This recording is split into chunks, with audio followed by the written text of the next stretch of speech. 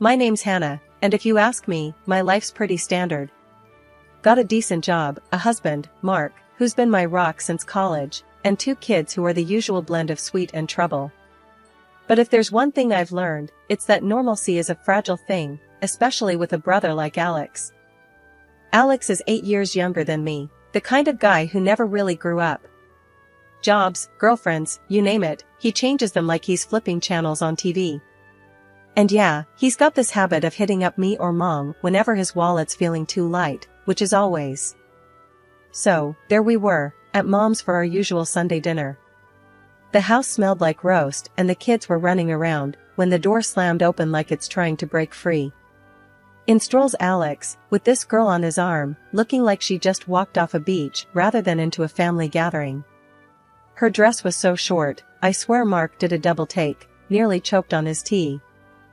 Family, meet Lisa, Alex announces, all proud like he's won an award. My fiancé. And guess what? We're gonna have a baby. The room went silent. You could have heard a pin drop. Mark's coughing his lungs out, mom's frozen with her mouth half open, and I'm just staring, thinking, here we go again.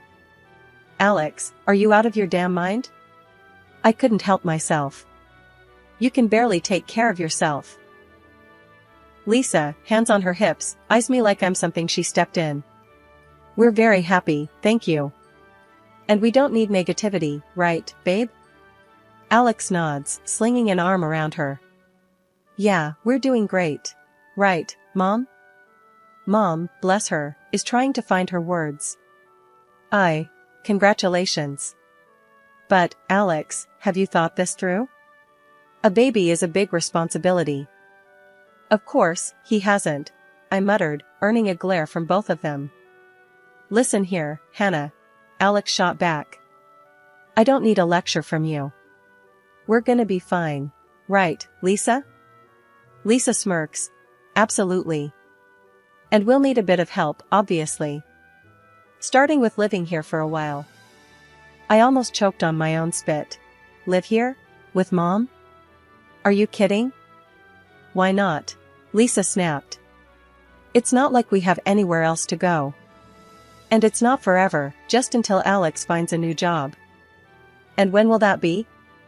I couldn't stop the sarcasm. You planning on hitting the job hunt hard between gaming sessions, Alex? He just shrugged, all casual-like. I'll figure it out. I always do. Mom finally spoke up, trying to smooth things over. Well, we'll make do. We always do. Right, Hannah? I looked at her, at the resignation in her eyes, and my heart sank. Yeah, Mom.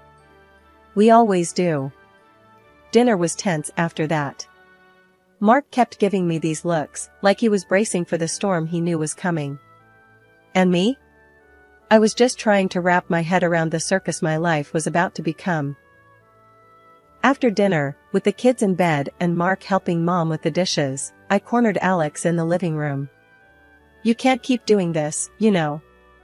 Dumping your problems on Mom on me. It's not fair. Alex, lounging like he owned the place, just shrugged. What do you want me to say, Hannah? Life's tough.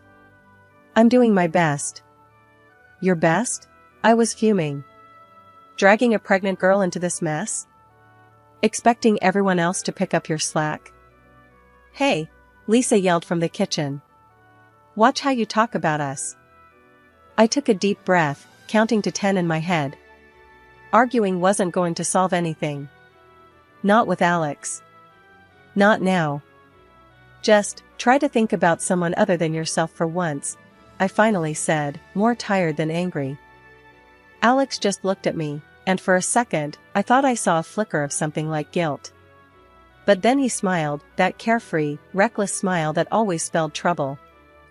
We'll manage, sis. We always do.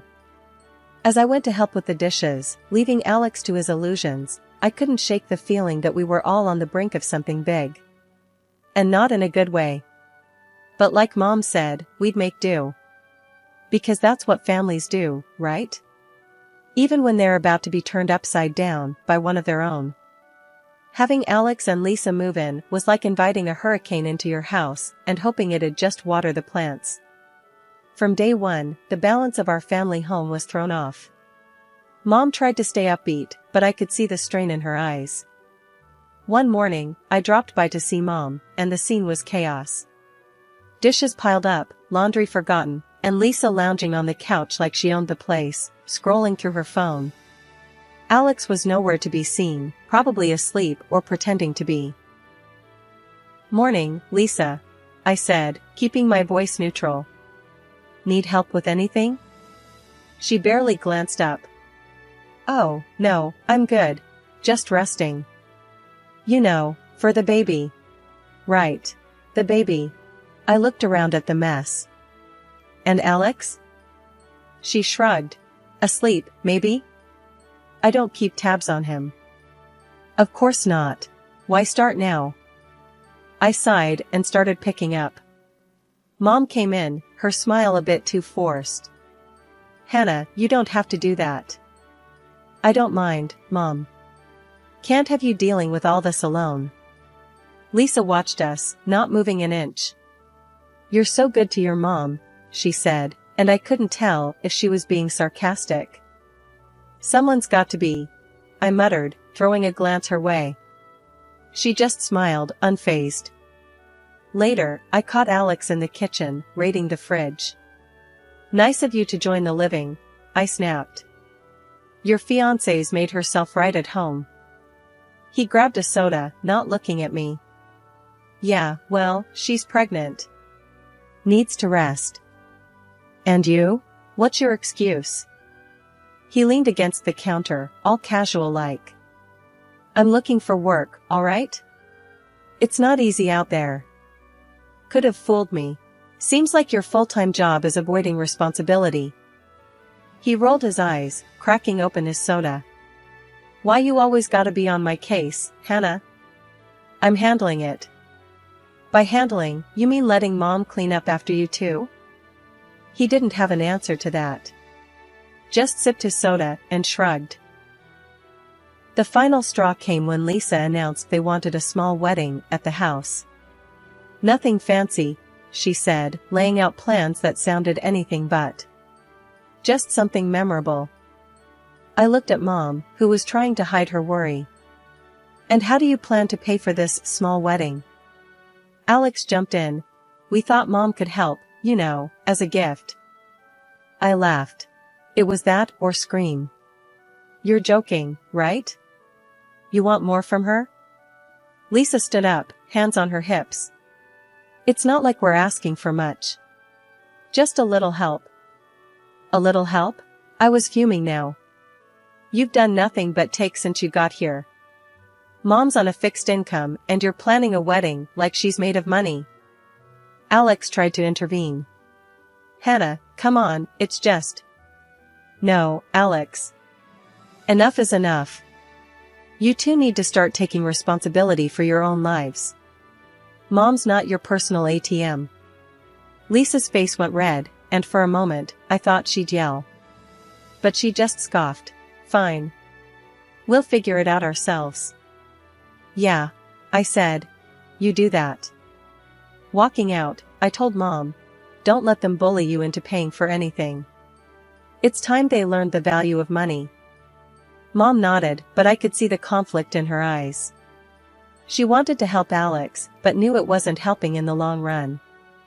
That night, Mark and I talked it over. "You can't keep fighting their battles, Hannah," he said, and I knew he was right. But it wasn't just about fighting battles, it was about protecting Mom from being taken advantage of.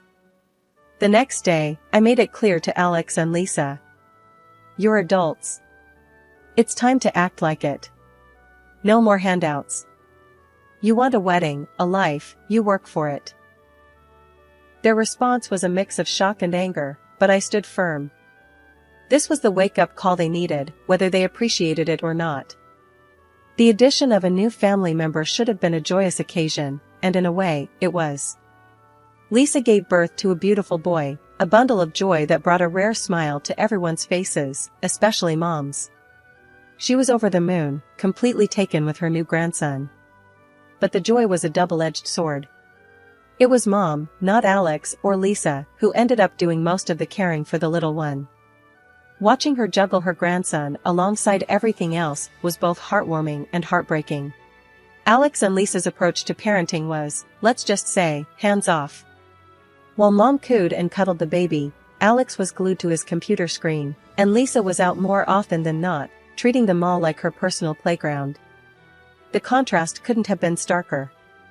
Life at Mom's had spiraled into a daily soap opera, minus the scripted resolution at the end of each episode.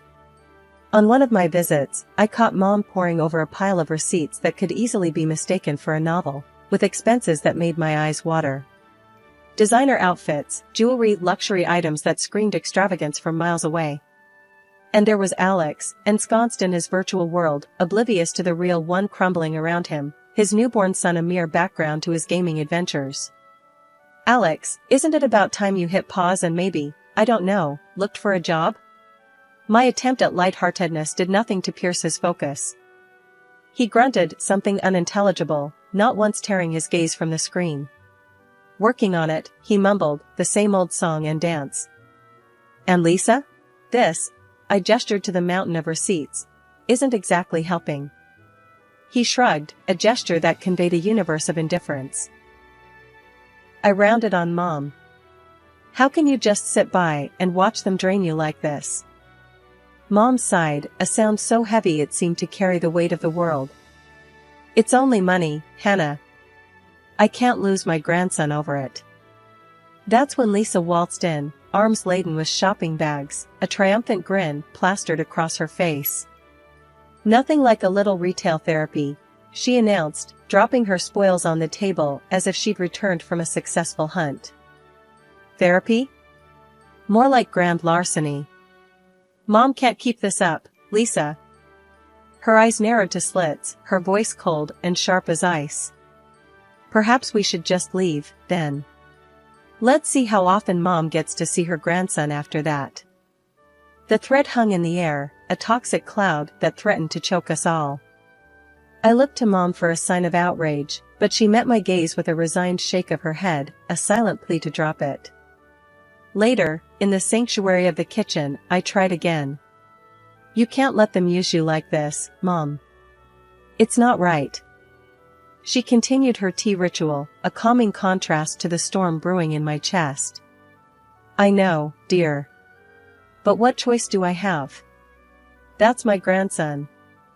There has to be a line, Mom. They're walking all over you. She handed me a cup of tea, her eyes locking onto mine with an intensity one rarely saw. I'll handle it, Hannah. Trust me, I've got this under control. Control? The word tasted bitter. Seems more like they're controlling you. She patted my hand, a gesture meant to soothe. Just trust me, dear. As I left, the image of Alex lost in another world while Lisa admired her latest shiny trinket, not at me. Mom might think she had a handle on things, but from where I stood, it looked like we were all being dragged down by their weight. The trouble started when Mom got sick out of nowhere.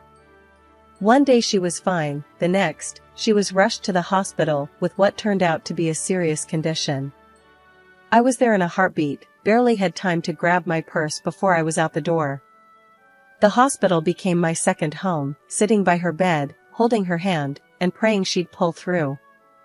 I called Alex, tried to get through to him and Lisa, telling them, Mom's sick, she's in the hospital. You need to come, now. But all I got back were excuses. We're a bit tied up right now, Hannah. You know how it is, Alex would say, or Lisa would chime in with, we've got plans already. Can't just drop everything. Plans. Right. Their social calendar was apparently more important than their sick mother lying in a hospital bed. I couldn't believe it. Couldn't understand how they could just carry on with their lives, partying and living it up, while Mom was fighting for hers. I was running on fumes, between my job, the kids, and now this. But I didn't have the luxury of being tied up or having plans. Mom needed me, so that's where I was. Every day, hoping for some improvement, for her to wake up and tell me everything would be okay. 2 months of this hell, and then, just as sudden as she fell ill, she was gone. I was there, holding her hand, telling her I loved her, that I'd look after everything, not to worry. And where were Alex and Lisa? Out. Living their life without a care in the world, not even bothering to see if Mom, or their son for that matter, needed them. The funeral was a blur of faces, condolences, and the overwhelming feeling of loss. But Lisa, in her barely there black dress, managed to stand out, drawing disapproving looks and whispers from everyone. Alex was just as detached, showing no sign of grief, almost as if he was relieved it was all over. The day after, I went to Mom's house, needing to feel her presence, but I was met with Lisa's sneering face. "Looking for something, Hannah?" she mocked, blocking the doorway. "I need to get some of Mom's things," I said, trying to keep my voice steady. "Oh, I think you're mistaken. This is our house now. You have no business here," she replied, smirking. Alex came up behind her, a smug look on his face. "Yeah, Hannah, Mom changed her will. Everything's ours now. Maybe you should have spent less time at the hospital and more time securing your inheritance." I was speechless, anger and disbelief swirling inside me. "You can't be serious. Mom wouldn't do that." He shrugged, enjoying every moment of my distress.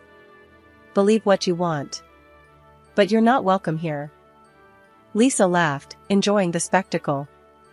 "Guess you should have been nicer to us, huh?" Their cruelty hit me hard, but I wasn't about to show them how much. "We'll see what the notary says about this," I managed to say, my voice cold. "Good luck with that," Alex called out as I walked away, their laughter echoing behind me.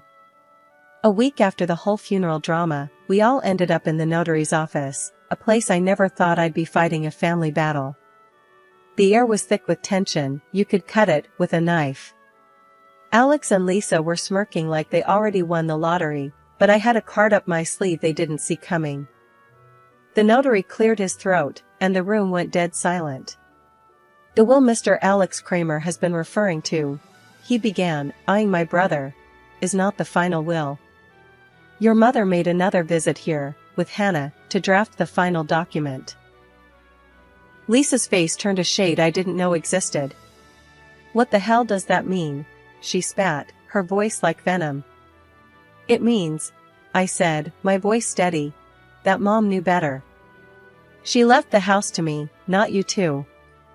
The notary nodded. "Indeed. The house goes to Hannah." Alex jumped up, his face red. "That's bullshit. She wouldn't do that." Lisa was on her feet too, screaming insults at me that would make a sailor blush. The notary raised his hand, calling for silence. "There's more. If it's found that there was any pressure applied to change the will, legal actions could be taken." Alex, still fuming, shot back, "I'm her son too. I deserve half of everything." The notary, unfazed, pulled out another document. "Your mother anticipated such a claim. Hence, she divided her money into 2 equal parts. However," he paused, looking directly at Alex, "she deducted from your share all the money you and your wife have received during your marriage." You could hear a pin drop. "How much is left then?" Alex's voice was barely a whisper. $10,000, the notary replied. Lisa's scream could probably be heard a mile away. 10,000? That's it? I couldn't help but feel a mix of sadness and relief. Mom had seen through their greed. "Seems like Mom knew what she was doing," I said, more to myself than anyone else. Alex and Lisa were in shock, their dreams of easy money shattered in an instant. The notary suggested they leave before things got uglier, and they did, but not before throwing a few more choice words my way. After the showdown at the notary, things escalated pretty quick. Alex and his wife, Lisa, were set on clinging to Mom's house like they owned the place. It was a mess, a proper circus show, until it got so heated that I had no choice but to call the cops. Never thought I'd see the day where I'd have to drag police into family drama, but there we were. When they finally left, under the watchful eyes of the police, the air in the house felt different, heavier somehow. Mark and I started the grim task of taking inventory, noting the gaps where things used to be. It was clear as day, they'd been selling off Mom's things. My heart sank. How could they? I was livid, ready to drag them through the courts. I can't believe this, Mark. They've stolen from us, from Mom. We should sue them for everything they've got left. Mark, ever the voice of reason, put a hand on my shoulder. Hannah, I know you're angry, and you have every right to be. But think about it. Maybe, just maybe, they'll use that money for something good. For the kid. His words hit me harder than I expected. It was a slim hope, clinging to the idea that maybe, just maybe, they'd finally start acting like responsible adults for their child's sake. It didn't make what they did right, but it gave me a sliver of hope that maybe the cycle would break with their son. Deep down, I knew Mark was right. Pursuing them legally would just drag us all through more mud, and for what? The chance at a few dollars and more heartache? No, it was time to let go, to move forward and focus on healing, on building something better from the wreckage they left behind. So, I let it go, not for them, but for me, for us. It was time to close this chapter and start anew, with the hope that maybe, just maybe, they'd find their way. Months rolled by in silence, a welcome break from the chaos that had enveloped our lives. But peace has a way of being fleeting. Word got to me that Alex and Lisa had sunk further, living in some rundown apartment, scraping by. Alex was jumping from one odd job to the next, and Lisa? She was chasing after rich men, leaving their little boy, my nephew, pretty much on his own. Hearing that, it felt like a punch to the gut. That kid deserved better, so much better than what those two could ever offer him. I started gathering the paperwork, the legal documents needed to strip them of their parental rights. It was a heavy decision, but every fiber of my being told me it was the right one. That boy needed a real family, stability, and I was determined to give it to him. When I finally approached Alex and Lisa with the idea, bracing for a fight, their reaction took me by surprise. They were indifferent. Almost relieved to be rid of the responsibility. "You sure about this, Hannah?" Alex asked, no hint of the brother I once knew in his eyes. "You know, picking on a kid is a lot." I couldn't hide my disgust, my disappointment. "He's your son, Alex. Doesn't that mean anything to you?" Lisa, ever the opportunist, chimed in with a shrug. "If you think you can give him a better life, then why not? We've got our own lives to figure out." Their casual dismissal of their flesh and blood boiled my blood, but I swallowed the anger. This was about him, not them. "Yeah, I'm sure. More than you've ever been about anything. He'll be loved and cared for. That's more than what you've ever offered him." The paperwork was straightforward, their signatures quick and emotionless. As I walked away, documents in hand, it was a bittersweet victory. That little boy was going to have a chance now, a real family with me and Mark. It's been a stretch of quiet months, a silence from Alex and Lisa that spoke volumes. They'd vanished off the grid, no calls answered, no trace of them at their last known spot. I've toyed with the idea of getting the authorities involved, wondering if a missing poster is the next step. Meanwhile, our home's been filled with a different kind of noise, the joyful chaos of kids and their boundless energy. Our little nephew, now effectively my third child, has settled in as if he's always been here. My kids, bless them, have taken to him like ducks to water, showering him with the kind of love and attention that's both heartwarming and a tad overwhelming. "We're gonna build the biggest fort this living room has ever seen," declares my eldest, rallying the troops with a sparkle in her eyes that could outshine the sun. The little one, barely understanding but eager all the same, claps his hands with glee, a toothy grin plastered across his face. "Fort, fort," he echoes, stumbling over the words, but clear in his enthusiasm. Mark and I, we've moved into Mom's old house, a sprawling place that seemed too vast once, but now feels just right. There's a room for every mood, a space for every laughter, and a corner for every whispered secret. It's become a home in the truest sense, filled with memories we're making fresh each day. I never thought we'd fill this place up. I muse aloud one evening, watching the kids turn the living room into a labyrinth of cushions and blankets. Mark wraps an arm around me, pulling me close. We always had the space, just needed the right people to fill it. And he's right.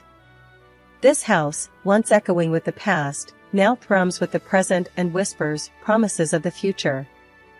As for Alex and Lisa, their absence is a void, but not one that sucks the life out of us. If anything, it's given us a clarity, a purpose. We've built something solid, something real, out of the wreckage they left behind. We've turned a page, started a new chapter. And in this story, we're all exactly where we're meant to be.